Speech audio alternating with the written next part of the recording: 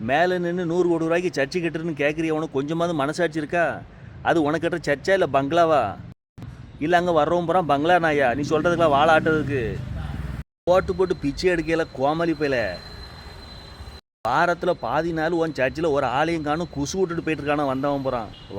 மார்க்கெட்டில் சர்ச்சி வச்சுருக்கிய உன் சர்ச்சுக்கு பின்னாடி 10 கக்கூஸ் இருக்குது. அதை திறந்து விட்டாவது 10 பேர் ஃப்ரீயாக வந்து போயிட்டு போவானால. வாரம் சர்ச்சில் காணிக்கை எடுத்து பொட்டணத்தில் அள்ளிட்டு போகிற சர்ச்சுக்கு வர்ற ஏழைகளுக்கெல்லாம் ரேஷன் அரிசியில் சாப்பாடு போடுற.